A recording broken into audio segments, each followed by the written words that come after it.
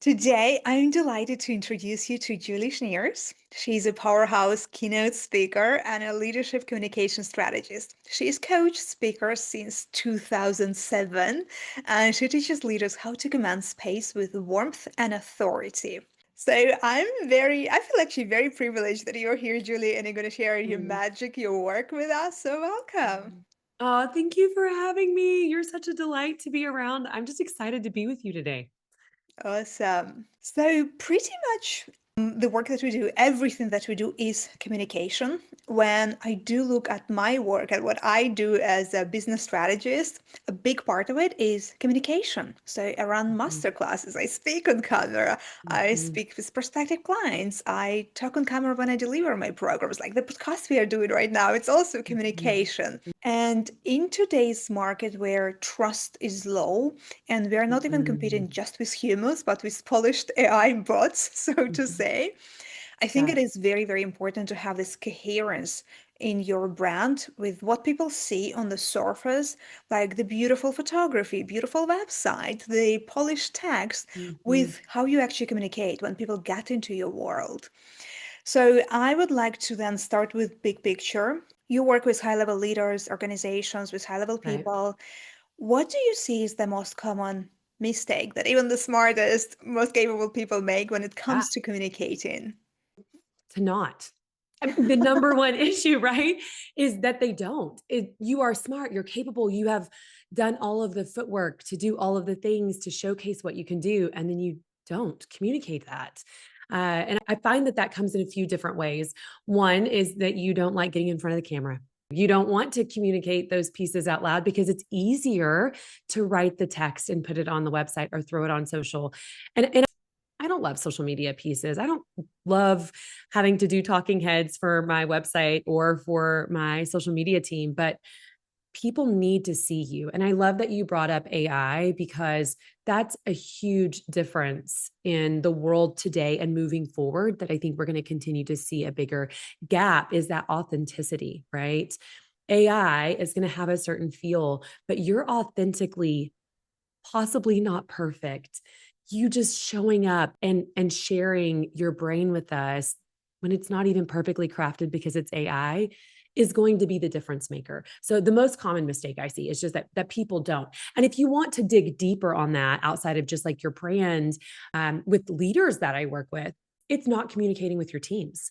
It's having an issue and hoping that it'll resolve itself in time, which is a crazy wish, or thinking everything's fine. I would like to say this out loud. If there is peace in your space, it's probably fake peace because it's human, right? You're working with humans. Therefore, there's going to be a little conflict somewhere. There's going to be a need for communication. And the more communication you have, the less likely you are to have conflict, the less likely you are to have people problems, and the more trust and loyalty you're going to build. So, a lot of the leaders that I work with, it's reminding them, hey, your team needs to hear from you. They need to know they can trust you. They need to feel like you're with them in this, which does mean sometimes oversharing what you're doing and the details of what you're doing, and even crafting how this is going to look possibly together because we're collaborating in that communication. So, cross applying it to your personal brand, because I work with female entrepreneurs a lot as well. Is, you know what? You still need to communicate with your audience, your clients, your customers, your team, what's going on, what your why is, how it helps, what it's going to look like. Don't just put it in text and cross your fingers. I totally agree. Yeah. And I think going back to the point about I Mhm. think what also is going to make a big difference is I think the first step is like step one is get on camera. Yes, speak to people, communicate, talk about your work, talk about what you do. But then the next level is actually doing this live. And is the trend that we're going to see coming because Yeah. it's getting easier to write a scripted text and to Right. read a teleprompter and to present a polished Mhm. text, but this is what AI can do. And it can do like 30 You're right. reels that they can post. But Mhm. nothing for now. AI cannot compete with you when you come and join live and do it Mhm. live, and people can see real you. And I think this is Mhm. this authentic element that is going to be the differentiator right now for majority of top level experts. No, I think you're right. I 100% think you're right. Good, bad, or ugly, whether you love it or not. I do think you're right. Yeah. So in this sense, do you believe that it is like, how do you think, what is a good ratio that, okay, this is what I prepare, I have my points, or maybe even the text, and I'm going to Hmm. stick to that versus I'm an expert, I know what I'm going to talk about, this is the rough plan that I want to cover, and I'm just going to go live, be authentic me, believe that I know how to talk Hmm. about my work and what I do versus being overly prepared. That's a great question. And there's not a perfect answer on that. So let's break it down for a second. One, I think it depends on how often are you doing the thing, right? How often do you speak? How comfortable are you speaking? How long have you been in your business? Because what I find, and really, how good of a communicator are you? Because what I find is that some people are really great at kind of off the cuff. They've been doing it a lot. It's easy because they've got these key points in the back of their brain. Some people struggle with, they want to share too much, and it becomes hard for your audience to pick out what's important because you just roll and you didn't get to a point. When I work with speakers on like keynotes, okay, what's the point of that point? That's a key question, right? Because you might have a lot of really good information that supports it, or examples or stories that bring it to life. But at the end of that point, your audience still needs to know this is the point of the point, and I'll walk away with this nugget, right? And they may have different nuggets, but you need to have an overarching idea that you are teaching on, speaking on, helping your audience feel or understand. So I do love the idea of having an outline. Now, again, you may be amazing, go off the cuff.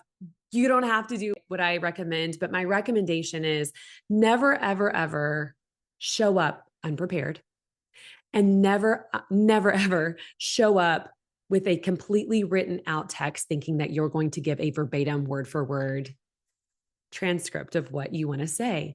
The way you're in the world of AI, we want to see real you. And the truth is, we relate to real people, even if that real person has a little flub up or a weird pause, right? Because we know, one, you're not AI, and two, we can relate to that. So don't not show up because you're nervous about being imperfect, but show up with a plan. So what does that really mean? That's like a good outline. So of course, it depends on what kind of platform we're showing up on, or what your life's going to look like, and what your timeline's going to look like.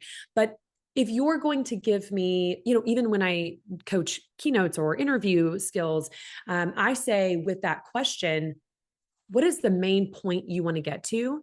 And if it's a really good question, you can have two or three, but know before you open your mouth what you're going to say. And what that might mean is that you've on your outline just charted out, okay, these are my talking points, 1, 2, 3, supporting info, 1, 2, that's it, right? You're Mhm. not writing out everything that you're going to say. You're just thinking through the outline pieces and kind of trusting your knowledge. Now, of course, that can vary, but that's my very favorite way is just to think through the outline. I love that. Yeah, this is how I approach as well. Whenever I do a live, so I used to do a lot of IG lives, and I would just put a topic that I want to talk about, and I will have like, Mm-hmm. okay, 3 points that I want to deliver. I would think about how do I want to start, and then those 3 points. And I also like to think about some specific examples because sometimes on the go, they just Mm-hmm. don't come to you. Right. So having that Those and little sub points. Mm-hmm. yeah, and then what helps on one hand is preparation. You can just talk through, like run it beforehand, talking through those things before you press live. Mm-hmm. You talk about that so you get comfortable. And then also, yeah, with time is practice. If you're often delivering master classes, talking on camera, I think it Mm-hmm. comes pretty easily with time. Yeah. And if you want to take a deeper dive into like, hey, have a little bit of an outline. I also am a huge believer, and research tells us this, it's not just a Julie Schniers thing, that the very first thing you say and the very last things that you say are going to have the biggest impact, right? Your first and last impression. So that's going to be the beginning and the end of your webinar. That's also going to be the beginning and the end of an answer. So if you want me to have a key takeaway of, hey, I think you need an outline, well, then you having a really good starting. And of course, in social media, we call it a hook, right? Hmm. We might call it a attention getter if you're doing a keynote, but you want something that grabs us right away and interests us in, oh, what is she going to say? And then usually I like to remind remind you what I'm going to talk about, remind you what I talked about, so that like This is what I'm going to talk about. I'm going to talk about it. And this is what I did talk about. So, for example, in this question alone, I did start out with ever do these things, right? Don't do the memorized way and don't do the unprepared way. Let's do an outline. Let's talk about what that looks like. I gave you information about the outline. And then I ended with, and the outline is just why I think that's the most powerful thing, right? So I'm saying outline, outline, outline. Groups of 3 are also really key, but being able to start there, go into depth, and then end there, that helps send home what the point is for just a second. Yeah. Totally. Yeah, absolutely. It's very good. Mm. Yeah, I like to give actually a type of like homework to my clients to like your work is to go live because you need to get comfortable talking about your work Yeah. and people need to get to see real you. Yeah. And then I also give them this specific direction that we are not starting a live with hello, I would like to talk to you today about this. Let me share with Mhm. you. You go straight to Mhm. the point because people Right. are not sitting and waiting while you get to Right. the point. Right. Because that's not very attention getting, right? You want Yeah. it to grab our attention, and grabbing our attention doesn't normally look like, hello, my name is Julie Schniers. This is what I'm going to talk about today. Yeah. Yeah. So, Yeah. okay, this was very interesting. Are there anything else? Because I know for all of us, regardless of how prepared we are, how experienced we are, how much of an Mhm. expert, how many times we've done that, every Mhm. time before you go live, whether it's a masterclass, a keynote speech, or just IG Live, LinkedIn Live, there are Mhm. some nerves coming up. Oh, Yeah, do you yes. have anything else, any other simple physical or mental hacks that you teach Yeah. leaders to ground themselves, to calm nerves, to step immediately into the power, so apart from the preparation? I think there's a lot of really great ways to go about this, but they all boil down to breathing. So just to take a pause, close your eyes, breathe it in, steady your heartbeat. Box breathing is one technique that I like to share, and that's like a 4x4. So I'm going to breathe in for 4 counts, hold it at the top for 4 counts, breathe out for 4 counts, hold it at 4 counts. That's just that box of making your brain slow down, making your body focus on the breathing rather than the nerves, rather than what you're going to say, rather than, oh my gosh, I go live in 30 seconds, but just taking that moment, even before I walk on stage. And the fun fact about me is since I did theater in high school, I would get really nervous before the show started. Once I was on stage in front of a packed house, I was golden. It was just those moments before that I was like, well, what if I have to go to the bathroom? Or what if I have to forget my lines and I have to make stuff up? And this actually happened to me. What if the back of my dress rips all the way down and I'm just having to navigate what turning looks like so that nobody sees my back end on stage? All of the things that can make us nervous uh, can go away when you can just sit in, this is what I'm going to do and this is what I'm here for. So taking those moments before you're in that space and just breathing, and then letting yourself, when you are live or you are in person or you are having that conversation, sit in the knowledge that you are good at what you do and this is what you love. And this is a beautiful opportunity to simply authentically communicate what's next, what you can do, how you can help, the problems that you solve, right? And if you can just sit in that, your nerves should calm a little. I don't know that they ever go away until it's something that you've done over and over again. So the next hack is practice. The more you do it, the easier it's going to get. That will help your nerves steady faster. It will help your nerves not get as big as they do at the very beginning. Another silly hack that back in the day I learned was pushing your middle finger against your thumb. I know this is so silly, but your heartbeat, it calms it. And Hmm. also, you're giving yourself another pressure point in a weird space. So now my brain isn't going, oh my gosh, panic, here we go. I'm about to go on live and I don't know that I can do this. Your brain is going, pressure in a different place. Now, if you're going on stage, I do not recommend you walking around with your fingers held, but just putting yourself in this moment of where else is the pressure? How can I breathe through this? And why I'm doing what I do. I think that they're easy things that you can do in the moment without a ton of prep, or if you get nervous right before, you don't have to have something with you or have a place on the floor that you can go lay down, right? Like it seriously is just a quick hack. I love that. Yeah, I'm thinking about my preparation. I think I'm not doing enough breathing, just very simple Mm, breathing. mhm. But there are two things that I'm doing that personally have been helping me a lot. And I think this is just my kind of prep practice before I Let's go hear it. live. Yeah. What I would usually do a little bit more like power pose. Oh That my gosh. Yes. Oh, yes. because I think I'm glad you said naturally that. when you're getting nervous, you oof, like okay, you're like contracting, your body's Mhm, contracting and your voice becomes different mhm. and you don't feel confident. So you want to really open yourself up, take a power pose. This is That's what I right. do every time and it really helps me like, okay, I'm signaling Yes. to my body, I'm Yes. important, I know what I'm doing, I'm in control, I'm in Yes. power. Matter of fact, I'll give your listeners the homework that I normally give to those that I've worked with since back in the day, because it's an older video. Amy Cuddy, have you seen her TED Talk? Yeah, exactly. I Because think that's I where it learned it comes from from, her. right? So Amy Cuddy's TED Talk, she talks about the studies that they did with the power posing and how it helped people even in the research process when they were interviewing them, because the way we sit, and you're right, and especially as women, okay, so women, it's easier for us to just like cross our arms and sit down and sit forward, but it takes away your power. So that go find a bathroom and power pose out or stand awkwardly on the side. That's fine. But just to get as big as you can get. I'm so glad that you said that, because that's definitely homework that I give all the time, because I think it's helpful. And you know, it's really funny. I'll just like squirrel for a second. My son, he's in fifth grade and he plays basketball. I'm 5'10. My husband's 6'6". So our kids are tall. My daughter's already taller than me and she's in eighth grade. Well, my son, he's just like a man, when he gets uncomfortable or when he's tired, he just crosses his arms. He was sitting on the basketball bench crossing his arms and his coach stopped putting him in.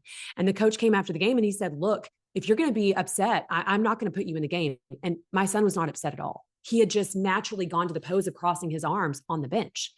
Well, the reality is, and this leads to something else that you and I've already talked about, that is a nonverbal indicator, right? So even though my son was not upset that he wasn't in the game as much as he wanted to be, his coach, without talking to him in a really fast paced game, takes a cue from his arms. Here's the other reality: my son has been struggling with confidence. And I'm like, Cohen, that's his name. Like, Cohen, if you are going to sit on the bench with your arms crossed, you're telling your brain one thing, you're telling your coach one thing, you're telling the audience one thing. And even though they might not all be the same, because your brain might not be thinking the same thing as your coach, none of those things say, I'm ready to go into the game. None of them. So even though you're just like getting comfortable hanging out, it doesn't look like you're ready to play. So you need to switch your mindset and help switch others' mindsets about the look of you by not sitting. So we spent our between from game to game, because we had double games that day, talking through what does your body language, even on the bench, look like. And I think it cross applies to all of us, right? What is your body language in a conversation, even when you're not on a live, or take it into real one-on-one conversations? How are you sitting across from someone you're communicating with, or in that sales meeting? What does your body language look like? Because there is a huge percentage that links to your nonverbal communication is way more powerful than the words that you're saying. And if that is true, which it is, because every study shares it, then what kind of message are you sending just with your nonverbals? I love that you brought it. I love that. Absolutely. I'm a big believer as well. And I think going back to the digital space that a lot of us are living right now, especially post-COVID. Mm-hmm. So we know that communication is 55% or even more nonverbal, which is the body language, the eye Mm-hmm. contact, the tone, all of that. And verbal is only 7%. So actually, we're so much obsessing about what we're going to say, how we're going to say, but it's only Right. 7%. Right. And when we are thinking about the digital space, so all those videos that we see on LinkedIn, on YouTube Shorts or on Instagram, majority of users, they're watching those, especially the first few seconds before they actually assess to think, do I want to watch it further? They're watching it with sound off, which means they cannot even Mm-hmm. hear what you're saying. They You're cannot right. even hear your voice and assess, do they like how you talk? They just see you. So your pose, how you carry yourself, how you communicate with non-verbally is Yeah. becoming 100%. Yeah. Do you have any specific tip in relation to non-verbal communication? Yeah. How can Yeah. we Let's do that I'm more sorry. Yeah, no, efficiently? let's talk through it, because I do think there's power in knowledge. So there's three codes of a message. So in the realm of any kind of communication, you have vocal, nonverbal, and verbal. That's how it breaks down. like you said, your nonverbal communication is 55%.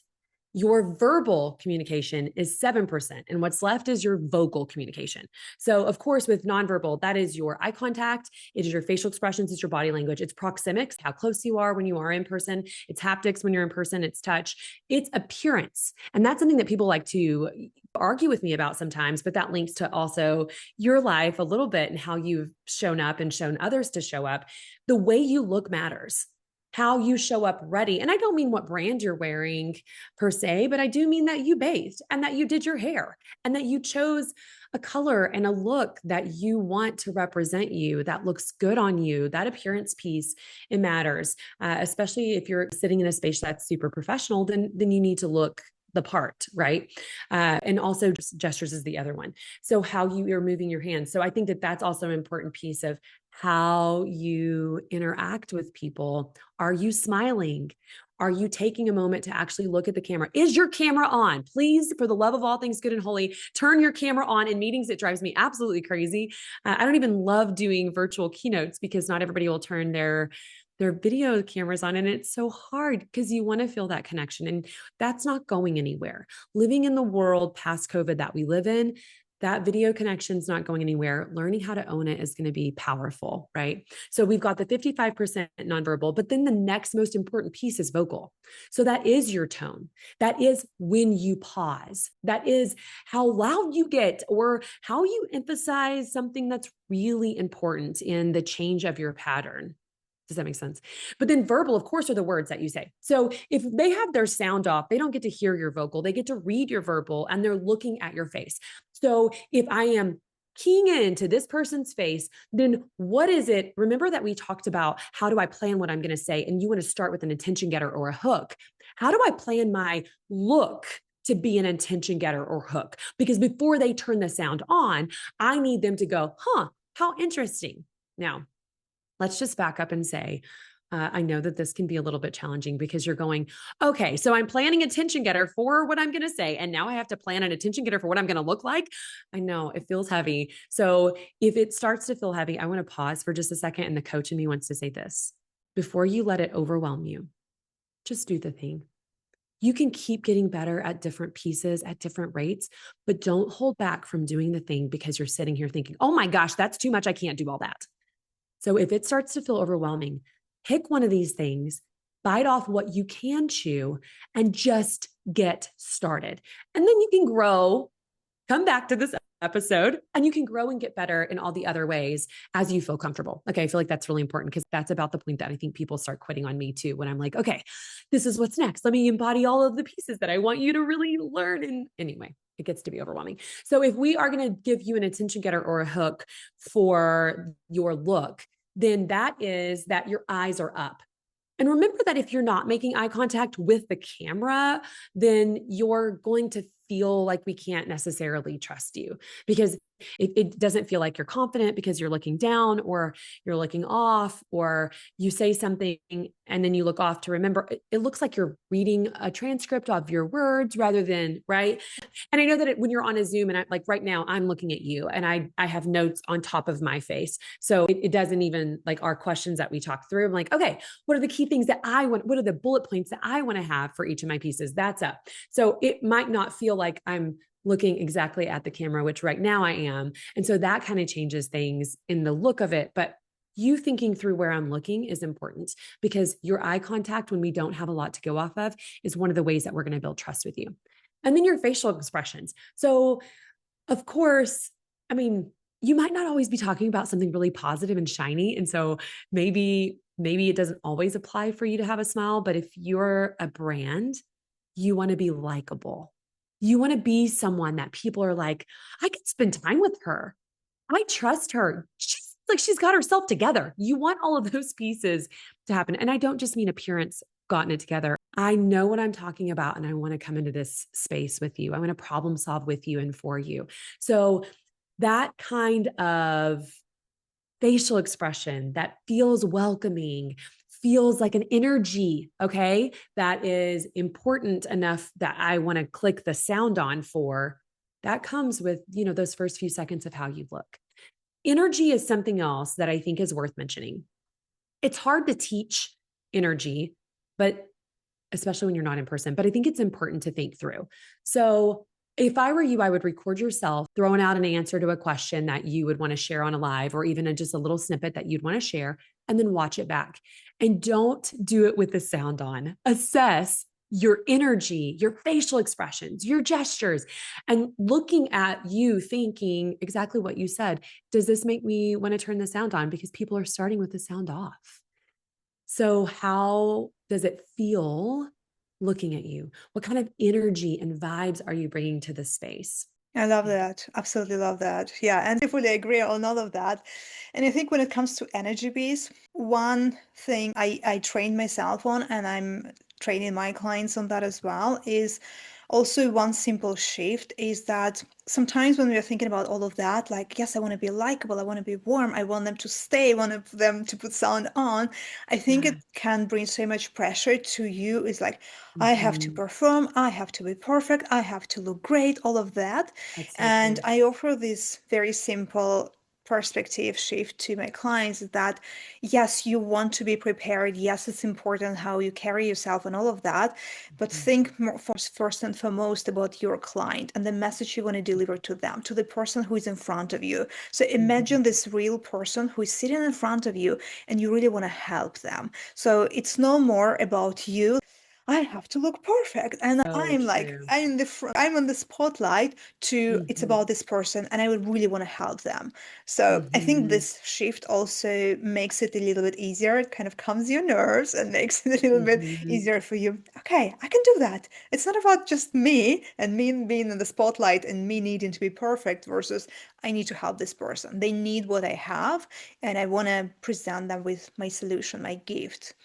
And that really helps.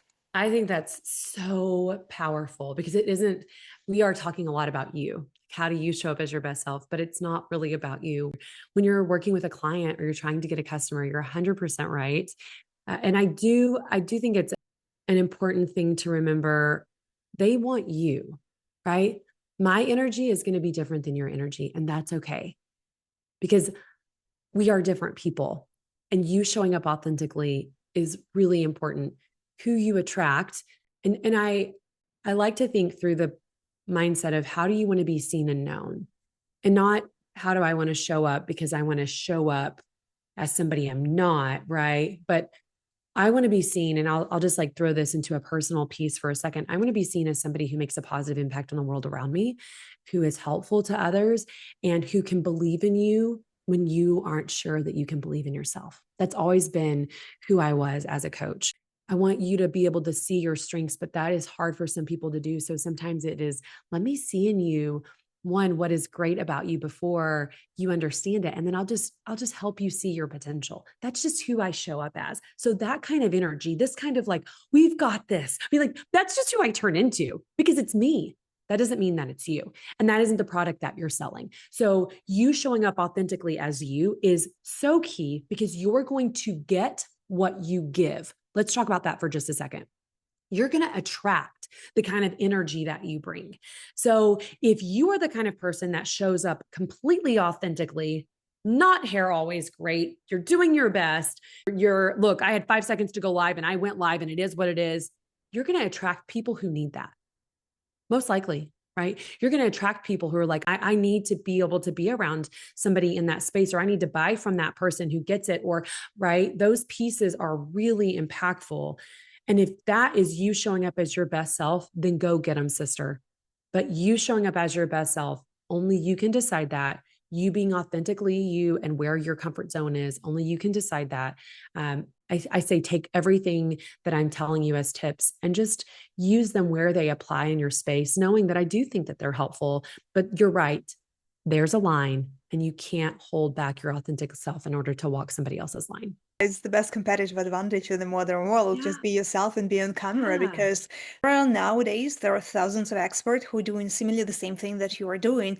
Pretty much the only way to differentiate yourself and to be different and to actually get the clients that are the right clients for you, not anybody, but the right clients for you, is to attract the people who are attracted to your energy, to how you do your Mhm. thing, how you talk about your work, how you create the space as well for people. And going back to the space about the energy, I absolutely agree with you that this likability factor and creating this warm space, I'm a big believer in that as well. And I think not a lot of people are talking about that enough. And I Mm, think not a lot of people are admitting that it is important, because I think subconsciously we all want to work with people that we like. We all want to work yeah. with people who are nice. And I have a lot of clients who 100%. come to work with me because they tell me, yes, I like what you do, Nina, and I want kind of the same thing, but you also seem to be like a nice person. I want to be in just your world. But how do you Mhm. balance being likable, being warm person, being caring person? Because yes, this is very important.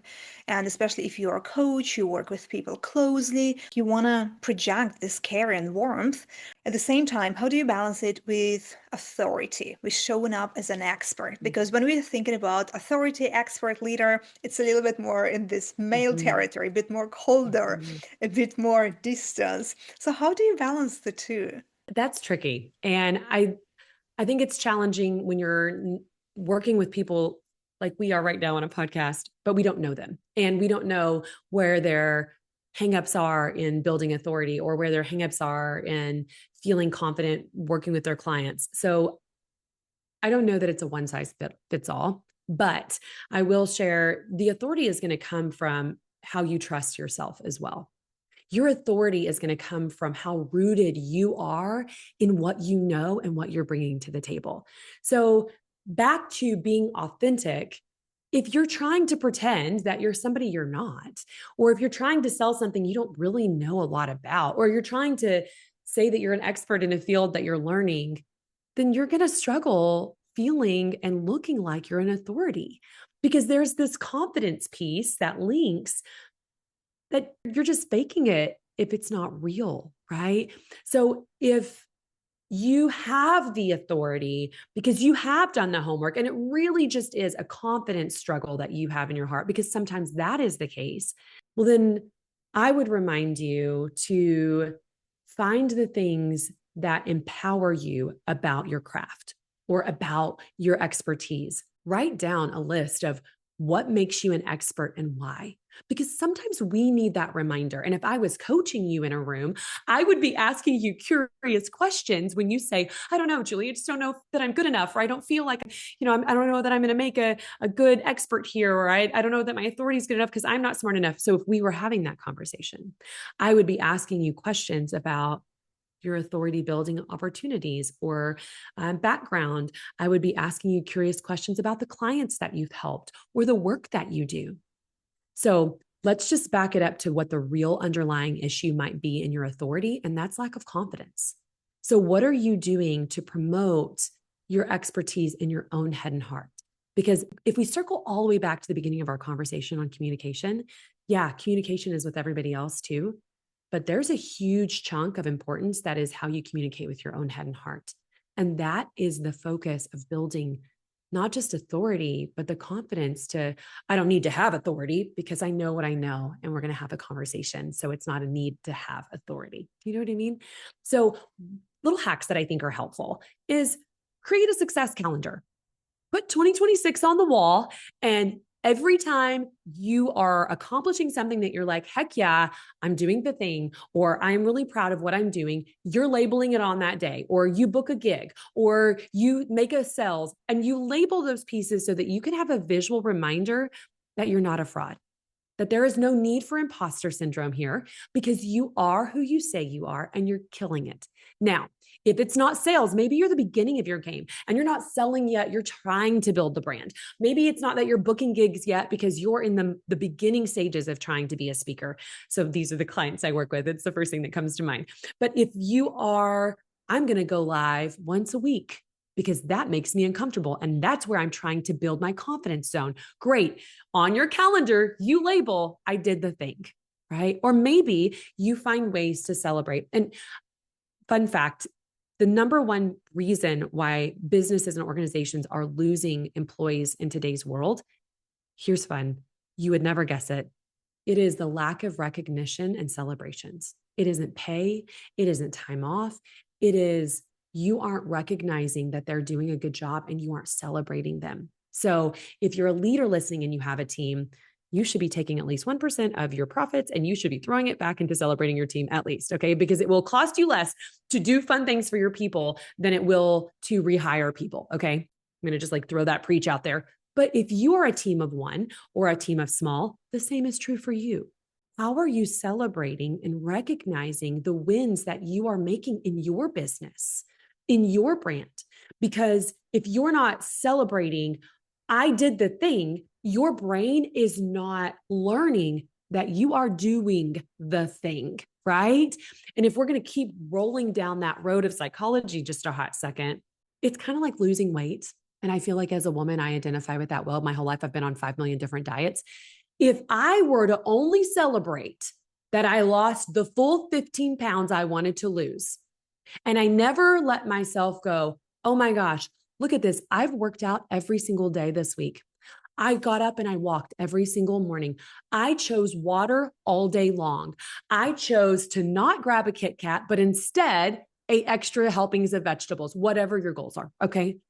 Because it isn't just about the weight, just like it isn't just about the sales. It's about the choices that we make that build the life that we want.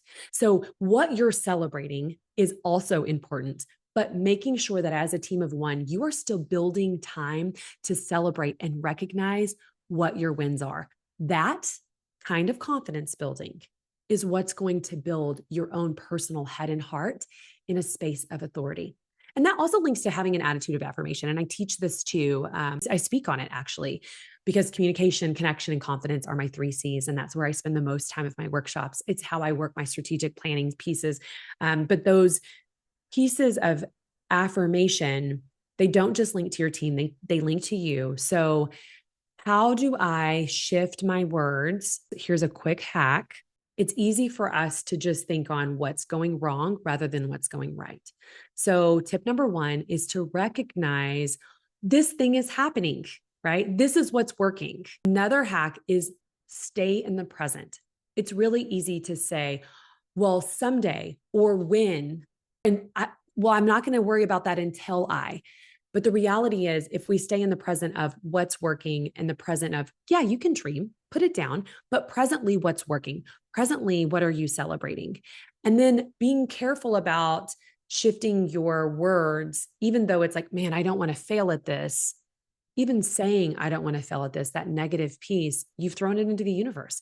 You've put it into your own head and heart. So rather than saying, oh, I hope I don't mess this up, maybe it needs to be, I'm excited about the opportunity to try this on, right? That shift of verbiage is really powerful. And finding the real is also powerful because, and I'm 5'10", if I say to myself in the mirror, I'm feeling short today, well, that's a ball-faced lie, right?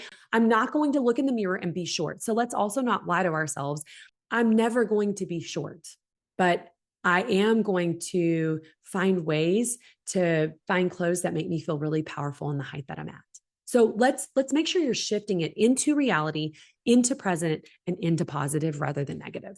So beautiful. I love that. You're so good at what you do. It was Oh, you're so incredible. kind. I really love, gosh, I love helping people find their power and their superpower, whatever it is, and see their strength because and I talk with businesses all the time about the people problems that they deal with. Your goals are linked to your people problems, right? Even in your business and your brand. If you're finding a struggle, look to yourself or look to your people because we are a box checking, to-do list making society. And the box that we forget to check most often, which is the most powerful box of all, is the box of our people. So if you are leading a team, rather than going, why are we failing at this goal? Look at your people and how can you encourage them? How can you communicate with them? How can you build their confidence? But if you're a team of one and you're building your brand, then it's the same thing. It is, how am I able to communicate with my own head and heart better? How am I to connect with what I need, but also the people around me? And how do I build my own confidence? Because that is really where you get authority. And that is where you get trust from other people because they're watching you shine in your authentic self because you are able to show up as your best self, not just as a leader, but for yourself. And it's just fun to get to work in that space because everything boils down to people. Totally. Yeah. Yeah. And when it comes to solo business or small teams, it's so much about how you talk to yourself, how you think about what you do. I always tell my clients that before you go sell the offer, you need to be sold on your own offer first. You need to love your offer. You need to be excited about your offer because you cannot sell it to other people unless you are sold on it. You're right. And I love what you mentioned about success calendar. I think that's amazing. And I usually like to complement it with another piece is really collecting this, what I do, and I teach my clients as well, that you need to collect those pieces that from your clients, from your colleagues, those notes Mm, of recognition or people talking about your work.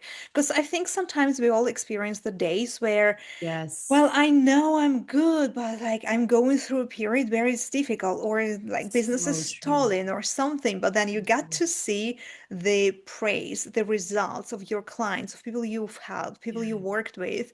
This is you cannot think that it is not real. It is. So I think we all Mhm. need to have this success folder as well, where we look at those Agreed. things when we are a bit down or something is not going our way. Yeah. And Yeah. I think it's kind of almost the daily work that we need to be doing because Mm. if we leave our brain unattended, we just go to the path looking at the problems and things that are not working. And I think there is always something that is not working. It's just part of life. So yeah, I love that. Absolutely love Well, and that. I think that's so powerful that you said that because one of the things I also talk as the flip side of that, not that this is the focus, but I think it's important. And you have the kind of people here that will soak this up. How are you also empowering others to do that same thing?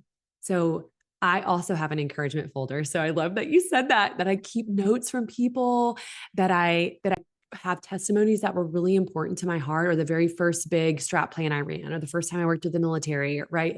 Moments that remind me this worked and I don't suck. Like I need that folder. But on the flip side, how important that is to my head and heart, that is true for everyone. So the power of writing a note in a world of technology, if you were to take a moment and hand write a note and send that to somebody that's glowing, somebody that you're seeing them do the thing or do the hard work, or that they're taking on some challenging pieces and they're winning, and they might need that reminder, setting out a little time, not just for yourself to double check your own emotional stability folder, but pouring into others, that other women, other people in your business that are part of that glow up. If you could take a moment and just remind them that they're also winning, that kind of karma, guys, you're going to get what you give, right? I've said it before already, but if you are the kind of person that pauses to celebrate others, people will start to pause and celebrate you as well. And when this can be a lonely place, the working as a solopreneur, or a female, even in business, it's good to have people like that in your corner. Yeah. Yeah. I love that. Absolutely love the conversation. Thank you so much. It's been so many golden nugget after golden nugget and Good. more. I love that. Well, you're so much fun to talk with. And gosh, you do such incredible work. Your audience is so lucky to have you. And I'm so blessed that you let me spend some time with you today because I enjoyed it too. Thank you. Absolutely. Is there anything else, any last minute advice or anything you want to share in regards to communication or anything else? You know, communication, thinking about how you communicate with your own head and heart, connecting with what you need and building your own confidence is where you have to start before you can connect with other people, before you are going to build confidence from other people. You have to start with you, self, others, and then strategy. And I will say, one of the things that from tons of executive coaching clients that I have worked with, I kept giving the same homework, because it doesn't matter if you are a CEO of a Fortune 500 company or you are a female entrepreneur who's starting her dream. It can be challenging to show up as your best self. So I was giving the same homework to a ton of my clients, and I created from those notes our leadership level up journal. And I'm of the mindset we are all like leaders, whether you're leading your children in your living room, or you're leading in the classroom, or you're leading in the boardroom, or you're leading your small team, or even just your audience and client base. You're leading people. So, how you are taking care of your own head and heart is a really important piece of that. The journal that I created, you can get it on Amazon. It's Leadership Level Up, and it has really great researched hacks.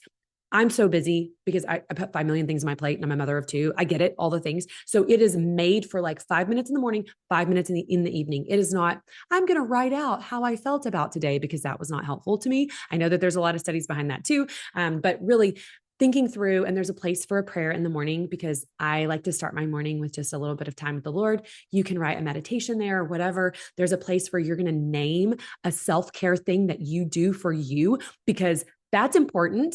If you aren't taking care of you, you can't show up as your best self. You can't teach your people to show up as their best self if they're not learning that from you. There is a goal for the day, like one, because there's 5 million things that I can do in a day. And if I don't at least target, this is the most important one, sometimes I won't get any of those things done. And at the end of the day, it's similar, like gratitude for the day. What are 3 wins from the day? And you should do it right before you go to bed. Because studies show if you sit in the positive right before you go to bed, you're more likely to get better sleep. You're going to think through the positive things of the day, and you're going to wake up that next morning ready to roll a little bit better. And then naming the night before, here's what I think a win tomorrow will be, because then your brain, and this isn't a Julie thing, this is a research thing. There's tons of research on my website. You can see all 18 articles of it if you'd like, but thinking through the night before, what is my one win tomorrow going to be, means you're more likely to make that win happen. So if you need those hacks, steal all of them. If you're like, I don't want to make my own template, you can go online. It's like $11 from Amazon, and you can get your own little quarterly journal so that it can help guide you through some of these. And one of my favorite parts that I think links to the communication from today is there's a spot for you to name a relationship you want to build. Who are you communicating with that day, so that you can continue to build those relationships and increase your power as a communicator? Beautiful. Ah, I loved it. Yeah. We're gonna put this in the show notes, your website, the link to the leadership journal. I think that's Perfect. amazing. Yes, thank you so Thank much. you. It's been Thanks such a for having beautiful and me. empowering and warm conversation. And I think there's been so much to take away from it and start implementing. I loved it. Well, thank you for your time. Thank you.